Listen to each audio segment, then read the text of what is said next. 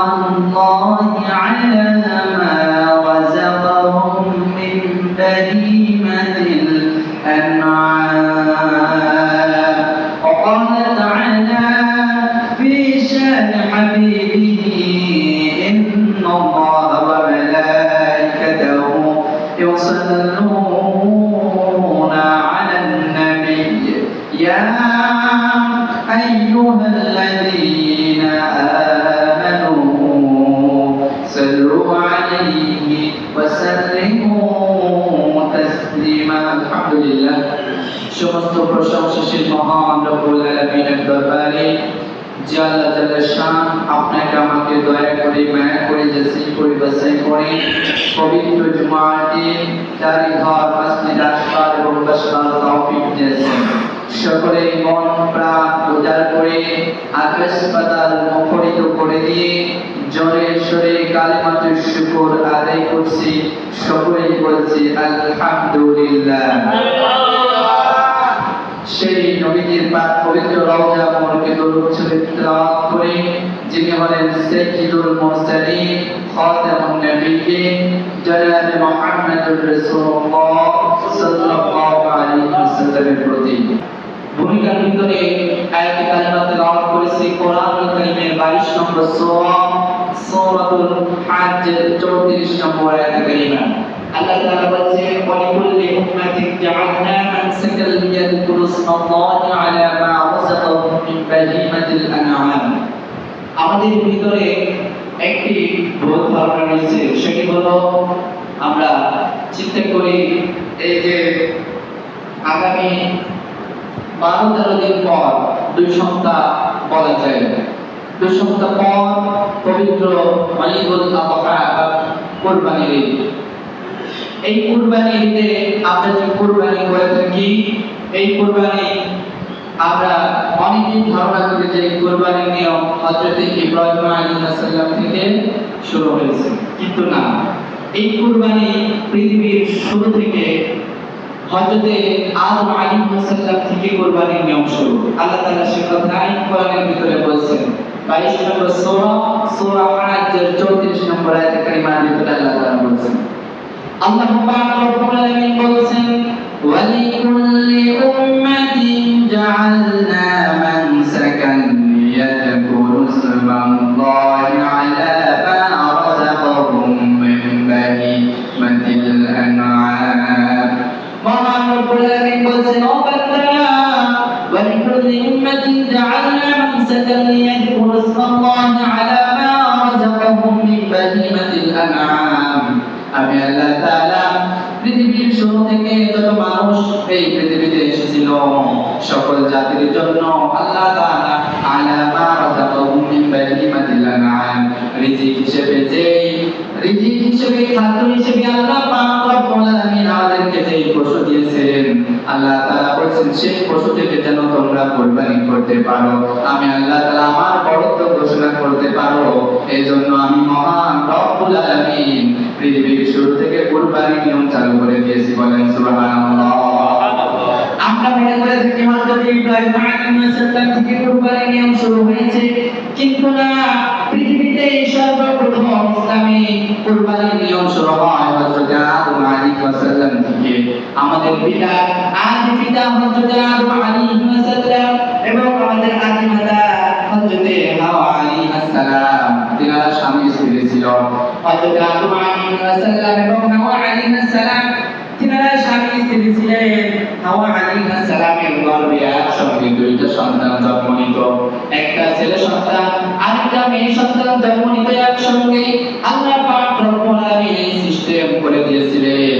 আর যখন একটা পুত্র সন্তান আরেকটি মেয়ে সন্তান কন্যা সন্তান আল্লাহ তাআলা দিতেন জন্মের পরে তাদেরকে ভাই বোন হিসেবে বিবেচিত করা হতো কিন্তু তারা যখন যৌবনে চলে আসতো যৌবনে পদার্পণ করত এক গর্ভের সঙ্গে আরেক গর্ভের সন্তানদেরকে বিবাহ দেওয়া হতো তথা যখনই সন্তান জন্ম নিত একসঙ্গে 2টা সন্তান জন্ম নিত আমার কথা যদি বুঝে থাকেন তাহলে বলুন তো কয়টি সন্তান জন্ম নিত 2টা একসঙ্গে 2টা সন্তান জন্ম নিত একটা হলো ছেলে সন্তান আরেকটা হলো মেয়ে সন্তান এই 2টা সন্তান একসঙ্গে জন্ম নিত যখন যৌবনে পদার্পণ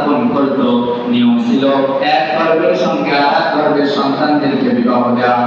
এবার হাবিল আর কাবিল নামে দুটো সন্তান ছিল। হাবিলের সঙ্গে যে মেয়ে সন্তানটি জন্ম নিয়েছিল সে দেখতে কালো ছিল, চেহারা ভালো ছিল না। অপরদিকে কাবিলের সঙ্গে জন্ম নেওয়া মেয়েটি চেহারা খুব সুন্দর ছিল, রূপসী ছিল, মায়াবতী ছিল। এখন তারা যখন যৌবনে পদার্পণ করলো, নিয়ম হলো এক গর্ভের সঙ্গে আর গর্ভের সন্তানদেরকে বিবাহ দেওয়া। হযরত আদম আলাইহিস সালাম তাদেরকে বিবাহ প্রস্তাব দিল। বিবাহ প্রস্তাব দেওয়ার পরে কাবিল মেনে নিতে পারলেও কাবিল কিন্তু মানতে পারে না। কাবিল বলছে আগে কেউ মানতে পারে না, কারণ ওই রূপসী কন্যার সঙ্গে একই গর্ভে আমি ছিলাম। তাহলে বিয়ে যদি করতে হয় তাহলে ওই সুন্দরী মেয়েটাকে আমি বিবাহ করব। হাবিলকে ওই কালো মেয়েটার সঙ্গে বিয়ে দিতে হবে। কিন্তু আল্লাহ তাআলার আদেশ হলো এক গর্ভের সঙ্গে অন্য গর্ভের সন্তানকে বিয়ে দিতে হবে। আদম আলাইহিস সালাম তার সন্তানদেরকে বলছে, বাবারা তোমরা শোনো, এটা তো আমার নিয়ম না, এটা একজনের নিয়ম। চিৎকার করে বলুন তো তিনি কে? আল্লাহ পাক রব্বুল আলামিনের নিয়ম। হযরত আদম আলাইহিস সালাম বারবার এই প্রস্তাব দেওয়ার পরে তারা প্রত্যাখ্যান করছে, রিজেক্ট করছে। কাবিল মেনে নিতে পারছে না, কারণ কাবিল বলছে আমি যদি বিয়ে করি তাহলে ওই সুন্দরী রূপসী মায়াবতী কন্যাকে বিয়ে করব, আমি কালো মেয়েকে বিয়ে করতে পারবো না। আল্লাহ পাক রব্বুল আলামিন তখন হযরত আদম আলাইহিস সালামকে বললেন, হে নবী, হে আদম আলাইহিস সালাম, তুমি তোমার দুই সন্তানদেরকে কুরবানি করতে বলো। তোমার দুই সন্তানরা কুরবানি করার পরে যার কুরবানি কবুল হবে সে ওই সুন্দরী মেয়েটাকে বিয়ে করবে। বলেন সুবহানাল্লাহ। আল্লাহ পাক রব্বুল আলামিনের আদেশে তিনাদের কুরবানি হবে। হাবিল কাবিল কুরবানি করার জন্য চলে গেল, তারা কুরবানি করলো। এখন আমাদের কুরবানি বর্তমানে আমরা কুরবানি করার পরে কবুল হয়েছে কিনা আমরা কিন্তু জানতে পারি না, কিন্তু তখন গাইবে বোঝা যেত, সরাসরি বোঝা যেত যে কুরবানি কবুল হয়েছে কিনা। হযরত আদম আলাইহিস সালামের দুই সন্তান যখন কুরবানি করলো তখন নিয়ম ছিল যার কুরবানি কবুল হলো আসমান থেকে আল্লাহ পাক রব্বুল আলামিনের আদেশে আগুনের গোলা আসতো, অগ্নিস্ফুলিঙ্গ আসতো। আসার পরে যার কুরবানি কবুল হতো আল্লাহ পাক রব্বুল আলামিনের আদেশে ওই কুরবানির বস্তুকে পুড়িয়ে দিত, জ্বালিয়ে পুড়িয়ে ভস্ম করে দিত। বলেন সুবহানাল্লাহ। সাথে সাথে বোঝা যেত কুরবানি কবুল হয়েছে কিনা। দুই ভাই যখন কুরবানি করলো, কাবিল আর হাবিল যখন কুরবানি করলো, কুরবানি করার পরে দেখা গেল কুরবানি কবুল হলো কাবিলের। কার? হাবিলের কুরবানি কবুল হলো, কাবিলের কুরবানি কবুল হলো না। কাবিল তখন রাগান্বিত হয়ে গেল। আল্লাহ পাক রব্বুল আলামিন এই ঘটনা কোরআনের ভিতরে উঠিয়ে দিয়েছেন।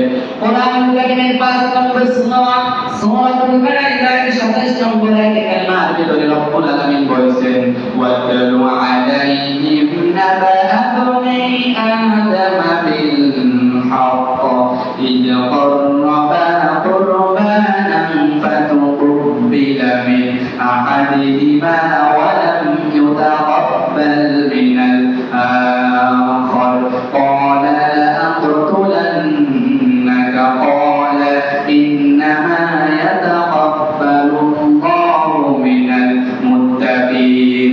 চিৎকার করে বলা যাবে কি আল্লাহু আকবার। আল্লাহ পাক রব্বুল আলামিনের ঘটনা কোরআনের ভিতরে উঠিয়ে দিয়ে বলছে, হে নবী আপনি তাদেরকে জানিয়ে দিন আদম আলাইহিস সালামের দুই সন্তানের ঘটনা। এই সন্তানদের ঘটনা তো আমি বললাম। এবার কাবিল দেখছে যে আমার কুরবানি যখন কবুল হয় না তাহলে আমি ওই সুন্দরী রূপসী মায়াবতী কন্যাকে বিয়ে করতে পারবো না। কাবিল তখন রাগান্বিত হয়ে হাবিলকে বলছে, আমি তোমাকে হত্যা করে ফেলবো, আমি তোমাকে মেরে ফেলবো। তখন হাবিলকে বলছে, ভাই শোনো, কুরবানি কারোর গায়ের জোরে ক্ষমতার জোরে কুরবানি কবুল হয় না। ইন্নামা ইয়াতাকাব্বালুল্লাহু মিনাল মুত্তাকিন। একমাত্র আল্লাহর ভয় যাদের ভিতরে আছে, যার অন্তরের ভিতরে তাকওয়া আছে, পরহেজগারিতা আছে, আল্লাহ পাক রব্বুল আলামিন শুধুমাত্র তাদের কুরবানি কবুল করে থাকেন। কথা বলেন ঠিক কিনা? গায়ের জোরে কুরবানি কবুল হয় না, ক্ষমতার জোরে কুরবানি কবুল হয় না।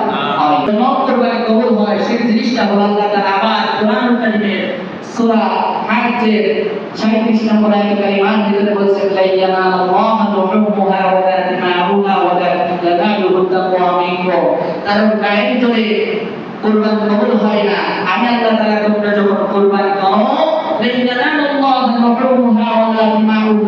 কুরবানির পশুর রক্ত মাংস আমি আল্লাহ তাআলা আমার কাছে কিচ্ছু পৌঁছায় না, একটা জিনিস পৌঁছায়, সেই জিনিসের নাম হলো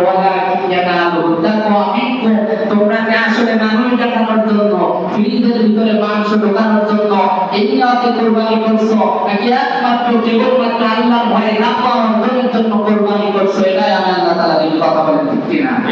আল্লাহ তাআলা কিন্তু গরু দেখেন না, ছাগল দেখেন না, আল্লাহ তাআলা রক্ত মাংস কিচ্ছু নেন না, আল্লাহ তাআলার কাছে একটা জিনিস পৌঁছায়, সেই জিনিসের নাম হলো তাকওয়া। আল্লাহর ভয় যদি না থাকে তাহলে এই আয়াত দ্বারা বোঝা যাচ্ছে তাদের কুরবানি কবুল হবে না। এবার চলো আমরা যে কুরবানি করি, এই কুরবানির সুন্নাত হচ্ছে আমাদের জাতির পিতা, বলুন তো আমাদের জাতির পিতার নাম কি? হযরত ইব্রাহিম আলাইহিস সালাম। কোন নেতাকে আমরা জাতির পিতা হিসেবে মানতে পারি? পারি না। কোন নেতাকে আমরা জাতির পিতা হিসেবে মানতে পারি না। যদি এখন বলা হয় বাংলাদেশে ইসলামী দল আছে অনেকগুলো, এই ইসলামী দলের নেতাগুলোকে যদি জাতির পিতা বানানো হয় তাহলে আমরা মানতে পারি না? তা মানতে পারি না। কাউকে আমরা জাতির পিতা মানতে পারি না। আমরা পাক রব্বুল আলামিন বলেন মিল্লাতা আবিকুম ইব্রাহিম হুয়া সাম্মাকুমুল মুসলিমিন। মুসলমানদের জাতির পিতার নাম হলো হযরত ইব্রাহিম আলাইহিস সালাম। চিৎকার করে বলা যাবে সুবহানাল্লাহ। জাতির পিতা যেমন জাতির পিতা শুধুমাত্র খাতা কলমে হলে হয় না, জাতির পিতা হতে হলে পরীক্ষা দিতে হয়। আল্লাহ পাক রব্বুল আলামিনের কাছে হযরত ইব্রাহিম আলাইহিস সালামের অনেক পরীক্ষা দিতে হয়েছে।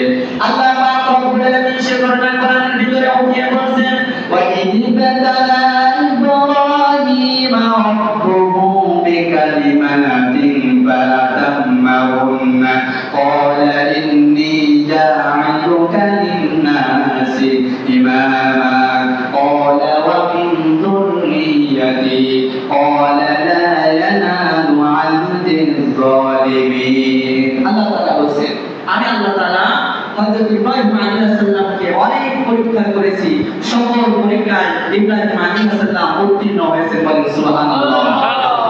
আল্লাহ তাআলা কত ইমানের পরীক্ষা নিয়েছেন হযরত ইব্রাহিম আলাইহিস সালামের উপরে। আজ আপনি আমি ঈমান আনলে আমাদের উপরে জুলুম হবে, অত্যাচার হবে, কিন্তু ইব্রাহিম আলাইহিস সালাম আল্লাহর উপরে ঈমান আনার কারণে তিনাকে নমরুদের আগুনের কুণ্ডে ফেলা হয়েছিল, ঠিক কি না? নমরুদের আগুনের কুণ্ডে নিক্ষেপ করা হয়েছিল, তিনাকে বিভিন্ন পরীক্ষা দিতে হয়েছে। জাতির পিতা শুধুমাত্র মুখে মুখে বলতে হয় না, পিতা মরে গেলে সন্তানেরা তাকে জাতির পিতা হিসেবে স্বীকৃতি দিতে পারে না, ঘোষণা দিতে পারে না, কারণ জাতির পিতা তিনি তো জাতির পিতা, যিনাকে হাজার হাজার বার আল্লাহর কাছে পরীক্ষা দিতে হয়েছে। কথা বলেন ঠিক? আল্লাহ তাআলার কাছে অনেক পরীক্ষা দিতে হয়েছে জাতির পিতাকে, অনেক পরীক্ষা দিতে হয়েছে। এমন পরীক্ষা দিয়েছে যে 86 বছর বয়স পর্যন্ত আল্লাহ তাআলা তাকে ঈমানের পরীক্ষা নেওয়ার জন্য 86 বছর বয়স পর্যন্ত সন্তান না দিয়ে পরীক্ষা করেছে। 80 বছর পর্যন্ত কোনো সন্তান হয় না। আর আমাদের সমাজে এখন 1-2 বছর যদি বিয়ে হয়, তাহলে যদি সন্তান একটু দেরিতে হয়, অমুক বাবা, শান বাবা, ল্যাংটা বাবা, ডাক্তার বাবা, অমুক দরবারের অমুক বাবা, আছে নাকি নাই? আছে। কিন্তু ঈমানের পরীক্ষা যারা দেয়, তারা আল্লাহর উপরে তাওয়াক্কুল করে, কোন বাবার দরবারে মাথা নত করতে জানে না। একমাত্র আমাদের মাথা নত হবে কার কাছে? আল্লাহর কাছে আমাদের মাথা নত হবে। যাই হোক, হযরত ইব্রাহিম আলাইহিস সালামকে আল্লাহ তাআলা 86 বছর পর্যন্ত কোনো সন্তান দেয় নাই। আল্লাহ পাক রব্বুল আলামিন ঈমানের পরীক্ষা করার জন্য হযরত ইব্রাহিম আলাইহিস সালামকে 86 বছর পর্যন্ত কোনো সন্তান দেয় নাই। সন্তান না দেওয়ার কারণে ইব্রাহিম আলাইহিস সালাম কি কোনো বাবার দরবারে গিয়েছিল? কোনো বাবার দরবারে যায় নাই, কারোর কাছে মাথা নত করে নাই। কারণ যারা ঈমানদার তারা একমাত্র একজনের কাছে মাথা নত করে, বলুন তো তিনি কে? আল্লাহর কাছে যারা ঈমানদার কখনো অন্য কারোর কাছে মাথা নত করতে জানে না। হযরত ইব্রাহিম আলাইহিস সালাম সঙ্গে সঙ্গে সন্তান চাইলেন। দেখুন কেমন সুন্দর গান, কেমন সুন্দর শব্দ চয়ন আল্লাহ পাক রব্বুল আলামিন এই কথা কোরআনের ভিতরে উঠিয়ে দিয়েছেন। হযরত ইব্রাহিম আলাইহিস সালামের সন্তান হয় না, সন্তান না হওয়ার জন্য কোনো দরবারে যায় না, বাবার কাছে যায় না, পীরের কাছে যায় না, ডাইরেক্ট আল্লাহ পাক রব্বুল আলামিনকে বললেন রব্বি হাবলি মিনাস সালিহিন, আয় আমার রব, আপনি আমাকে নেককার ধৈর্য সহিষ্ণু একটা সন্তান দান করে দেন। আল্লাহ পাক রব্বুল আলামিন হযরত ইব্রাহিম আলাইহিস সালামের দোয়া কবুল করে আল্লাহ তাআলা পরের ঘটনা কোরআনে কারীমের ভিতরে উঠিয়ে বলছেন, ফাবাশশারনাহু বিগুলামিন হালিম। আমি ইব্রাহিম আলাইহিস সালামের দোয়া কবুল করে তাকে একটা নেককার ধৈর্য সহিষ্ণু সন্তান দান করে দিলাম। বলেন সুবহানাল্লাহ। হযরত ইব্রাহিম আলাইহিস সালামের সন্তান হলো, তার নাম ছিল হযরত ইসমাঈল আলাইহিস সালাম। দেখুন ঈমান কেমন জিনিস, আল্লাহ পাক রব্বুল আলামিন পরীক্ষা করার জন্য ঈমান কেমন তাজা নাকি দুর্বল ঈমান, এটা পরীক্ষা করার জন্য ইব্রাহিম আলাইহিস সালামের বয়স যখন 86 বছর তখন সন্তান হলো। তারপরেও তার পিছন থেকে পরীক্ষা সরে যায় না। হযরত ইব্রাহিম আলাইহিস সালামকে আল্লাহ পাক রব্বুল আলামিন ওই সময় আদেশ করলেন, হে ইব্রাহিম তুমি এক কাজ করো, তোমার বিবি হাজেরা, তোমার স্ত্রী হাজেরা আর তোমার সন্তান ইসমাঈল আলাইহিস সালামকে নিয়ে বনবাসে চলে যাও, তাদেরকে বনবাসে রেখে আসো। দেখো যারা ঈমান আনে তাদের উপরে কত পরীক্ষা করা হয়। আল্লাহ তাআলার আদেশ করা হলো, মহান রব্বুল আলামিন আদেশ করে বলছে তুমি চলে যাও বনবাসে, মক্কা নগরীতে চলে যাও। এখন তো মক্কা নগরী খুব জাঁকজমকপূর্ণ মানুষে পরিণত, কিন্তু তখন ছিল জনমানবহীন শূন্য শুধু মরুভূমি একটা এলাকা, কেউ বসবাস করতো না, জঙ্গলের মতো ছিল তখন। আল্লাহ পাক রব্বুল আলামিনের আদেশে হযরত ইব্রাহিম আলাইহিস সালাম তার স্ত্রী এবং সন্তানকে নিয়ে চলে যাচ্ছেন। যখন বনবাসে দিয়ে চলে আসছে তখন তার স্ত্রী হাজেরা বলছিল, আমার স্বামী গো, আপনি 86 বছর বয়স পর্যন্ত সন্তান হলো না, এখন 86 বছর পরে সন্তান হলো, তারপরে আপনি আর আপনার সন্তান, আমি আর আপনার সন্তানকে আপনি এই বনবাসে রেখে যাচ্ছেন, আসলে আমরা দোষটা করেছি কি, আমাদের দোষটা কি, কেন আপনি আমাদেরকে বনবাসে রেখে যাচ্ছেন? ইব্রাহিম আলাইহিস সালাম কথা বলতে পারছেন না, তার বাক শক্তি বন্ধ হয়ে যাচ্ছে। কারণ বাক শক্তি তো বন্ধ হয়ে যাওয়ার কথা, 86 বছর পর্যন্ত সন্তান হয় নাই, আর 86 বছর পরে যখন সন্তান হলো, উচিত তো ছিল সন্তানের সঙ্গে তার খেলাধুলা করা, সন্তানকে আদর যত্ন করা, কিন্তু সেটা হলো না। আল্লাহ পাকের আদেশে সন্তানদেরকে বনবাসে রেখে আসতে হলো। ইব্রাহিম আলাইহিস সালাম কথা বলতে পারছেন না। ইব্রাহিম আলাইহিস সালাম কেবলমাত্র শুধুমাত্র এরকম আঙ্গুলটা উঁচু করে আকাশের দিকে তুলেছেন, আর তার স্ত্রী হাজেরা বুঝে ফেলেছে যে আমার স্বামী তার নিজ ইচ্ছায় আমাদেরকে এখানে রেখে যাচ্ছেন না, এটা একমাত্র আল্লাহ তাআলার অর্ডার। বলেন সুবহানাল্লাহ। তার স্বামীকে বলছে, স্বামী আপনি এই যে আমাদেরকে সামান্য খাবার সামান্য পানি দিয়ে এখানে রেখে যাচ্ছেন, আমরা আল্লাহ তাআলার উপরে এত তাওয়াক্কুল করি, আমি আল্লাহ তাআলার উপরে এত ভরসা করি যে ওই আল্লাহ তাআলা সামান্য পানি আর খাদ্যের অভাবে আমাদেরকে মেরে ফেলবেন না। বলেন সুবহানাল্লাহ। আর একবার বলেন সুবহানাল্লাহ। ঈমান কত দীপ্ত, ঈমান কত শক্তিশালী ছিল তাদের, আল্লাহ পাক রব্বুল আলামিনের আদেশে তারা সব কিছু করতে পেরেছে। হযরত ইব্রাহিম আলাইহিস সালামের স্ত্রী হাজেরা বলছেন, স্বামী গো, আপনি যে আমাদেরকে এখানে রেখে যাচ্ছেন, আমরা আল্লাহ তাআলার উপরে এত ভরসা করি, এত তাওয়াক্কুল করি, সামান্য পানি আর খাবারের অভাবে আমাদেরকে আল্লাহ তাআলা মারবেন না। আর একবার বলা যাবে কি সুবহানাল্লাহ। এবার একদিন দুই দিন করতে করতে অনেক দিন হয়ে গেল, খাবার শেষ হয়ে গেল, পানি শেষ হয়ে গেল। বিবি হাজেরা চিন্তিত হয়ে গেলেন, তার ছোট্ট বাচ্চা সন্তান তাকে কি খাওয়াবেন, খাবার পানি তো সব কিছু শেষ হয়ে গেল। এবার তিনি চিন্তা করলেন, দূরে দেখা যায় সাফা পাহাড়, তার পাশে রয়েছে মারওয়া পাহাড়। তিনি দৌড়ে চলে গেলেন সাফা পাহাড়ের পরে। এবার সাফা পাহাড়ের পরে যে কোনো মানুষ দেখতে পেলেন না, কোনো খাবার পেলেন না, কোনো পানি পেলেন না। এবার সাফা পাহাড়ের পাশে দেখতে পেলেন মারওয়া পাহাড়, মারওয়ায় গেলেন, সেখানে কোনো খাবার পানি দেখতে পেলেন না। মারওয়া থেকে পুনরায় সাফায়, সাফা থেকে মারওয়া, এইভাবে হযরত ইব্রাহিম আলাইহিস সালামের স্ত্রী বিবি হাজেরা তিনি 7বার 7টি চক্কর দিয়েছিলেন। আর এই 7টি চক্কর আল্লাহ পাক রব্বুল আলামিনের কাছে এত পছন্দ হয়েছিল, যিনি কিয়ামত পর্যন্ত যত হাজী সাহেব মক্কায় যাবে, যত হাজী সাহেব হজ করতে যাবে, সকলের জন্য 7বার 7টি চক্কর দিয়ে সাই করা ওয়াজিব করে দিয়েছেন। বলেন সুবহানাল্লাহ। আল্লাহ পাক রব্বুল আলামিনের ঘটনা কোরআনের ভিতরে উঠিয়ে বলছেন, ইন্নাস সাফা ওয়াল মারওয়াতা মিন শাআইরিল্লাহ ফামান হাজ্জাল বাইতা আও i'তামারা ফালা জুনাহা عليه أن يطوف بهما ومن تطوع خيرا فإن الله شاكر عليم আল্লাহ পাক রব্বুল আলামিন এই ঘটনা কোরআনের ভিতরে উঠিয়ে বলছেন বাচ্চা ইন্না সাফা ওয়াল মারওয়াতা মিন শাআইরিল্লাহ সাফা মারওয়া আমাকে দর্শন সমূহ কামান হাজ্জাল বাইতা আও ইয়াতাওয়া ফালা জুনাহা আলাইহি আন ইয়াতাওয়াফা বিহিমা ওয়া মান তাতাওয়া খায়রান ফা ইন্নাল্লাহা শাকিরুন আলিম আর যত হাজী সাহেব কিয়ামত পর্যন্ত হজ করতে যাবে আমি সকল হাজীদের জন্য সাই করা ওয়াজিব করে দিয়েছি আর একবার বলা যাবে কি সুবহানাল্লাহ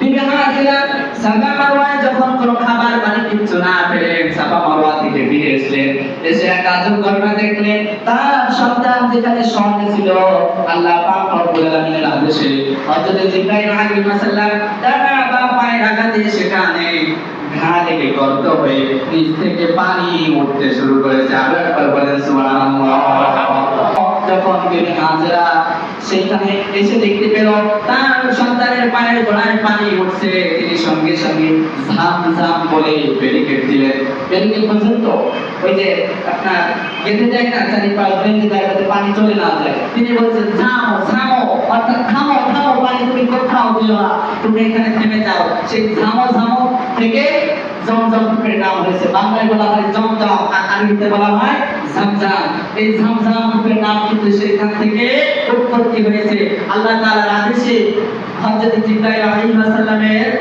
পায়ে পা বা ডানা লাগাতে সেখান থেকে পানি উঠতে শুরু করলো রাইসুল মুফাসসিরিন হযরত আব্দুল্লাহ ইবনে আব্বাস রাদিয়াল্লাহু আনহু বলেছেন বিবি হাজরা যদি ওই সেখানে ব্যারিকেড না দিতেন তাহলে আল্লাহ পাক রব্বুল আলামিন যেখানে ওই যে পানি ওঠানো শুরু করেছিলেন ওইখানে একটি নদী তৈরি হয়ে যেত বলেন সুবহানাল্লাহ সেখানে একটি নদী তৈরি হয়ে যেত এবার বিবি হাজরা যখন ঝামঝাম বলে ব্যারিকেড দিয়ে এভাবে করতে করতে তাদের খাবার পানি ব্যবস্থা হয়ে গেল সেই জনমানবহীন ধুধু মরুভূমির এলাকা জনমানবপূর্ণ এলাকা হয়ে গেল সেখানে মানুষজন আস্তে আস্তে মানুষে পরিণত হয়ে গেল সে এলাকাটা আর কোনো জঙ্গল থাকলো না আস্তে আস্তে মানুষ বসবাস করা শুরু করলো এবার আস্তে আস্তে যখন ইসমাইল আলাইহিস সালাম বড় হয়ে গেলেন তখন ইসমাইল আলাইহিস সালামের পিতা হযরত ইব্রাহিম আলাইহিস সালামকে আল্লাহ তাআলা একদিন স্বপ্ন দেখাচ্ছেন যে তিনি তার পুত্র ইসমাইল আলাইহিস সালামকে জবাই করেছেন আমাদের স্বপ্ন আর নবীদের স্বপ্ন কি না আমরা তো স্বপ্ন দেখি অমুক জায়গায় অমুকের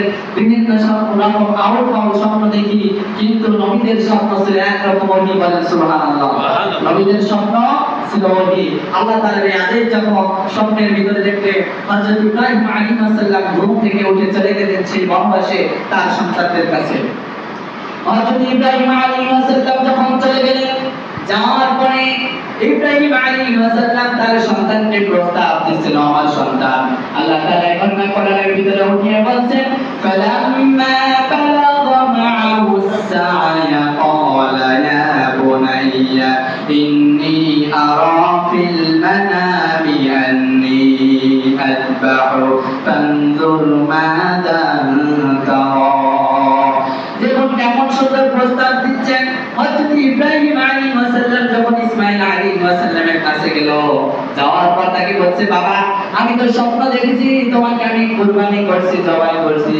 দেখুন যেমন পিতা তেমন সন্তান আমরা যদি হতাম তাহলে আমরা যদি হতাম বলতাম জন্মের পরে আমাকে তুমি বনবাসে রেখে গেলে আর এখন বড় হয়ে গেছি আমাদেরকে এতদিন কষ্টে রাখার পরে এখন তুমি এসেছো এসে বলছো যে আমাকে জবাই করবা এরকম কথা আমরা বলতাম না এরকম কথা আমরা বলতাম কিন্তু দেখুন যেমন পিতা তেমন সন্তান ইসমাঈল আলাইহিস সালাম জানতেন তার পিতা ছিল নবী নবীদের স্বপ্ন শুধু স্বপ্নই না নবীদের স্বপ্ন ছিল একরকম বলেন সুবহানাল্লাহ ইসমাঈল আলাইহিস সালামকে যখন এই প্রস্তাব দেওয়া হলো ইসমাঈল আলাইহিস সালাম কোনো কথা বললেন না বাদ বাকি আউল ফাউল কোনো কথা বললেন না কোনো কথা না বলে সঙ্গে সঙ্গে ইসমাঈল আলাইহিস সালাম বলছেন ক্বালা ইয়া আবাতি ফাআল মা তু'মারু সাতাজিদুনি ইনশা আল্লাহু মিনাস সাবিরিন ও বাবা আপনি শুনে নেন